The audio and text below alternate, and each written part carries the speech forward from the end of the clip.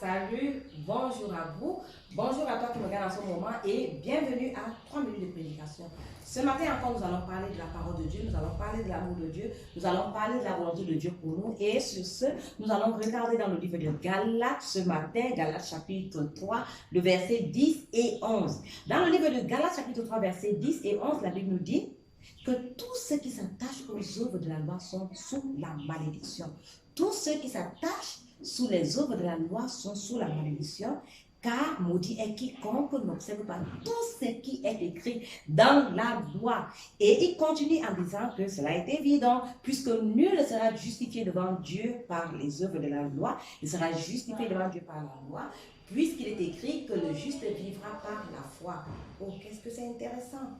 Si nous voulons être obéissants, si nous voulons pratiquer les 10 commandements, si nous voulons obéir à la loi, la Bible dit d'office que nous sommes sur le chemin de la malédiction. Pourquoi? Parce que nous ne pouvons pas obéir. Alors Dieu voudrait que pour que quelqu'un puisse obéir à la loi, il faut qu'il obéisse à toute la loi. Est-ce que c'est possible? Ce n'est pas possible.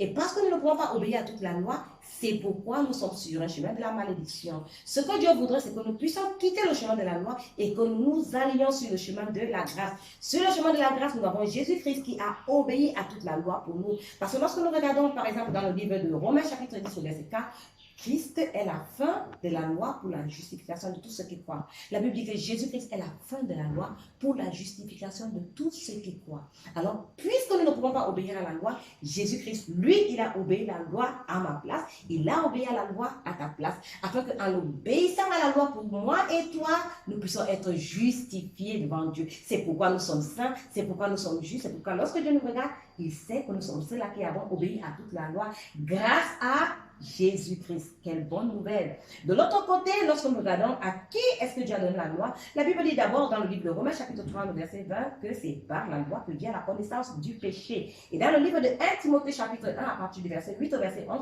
la Bible dit que nous savons que la loi est bonne, mais pour vous qu'on en fasse une bonne usage.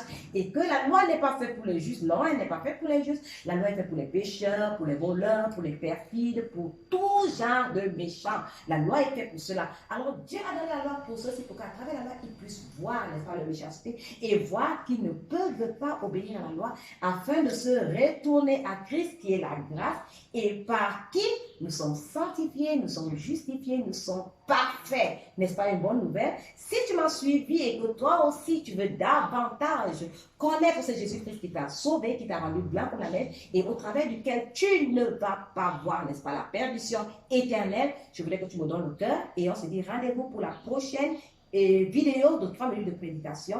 Laissez-moi vos commentaires sur la barre d'infos. Merci.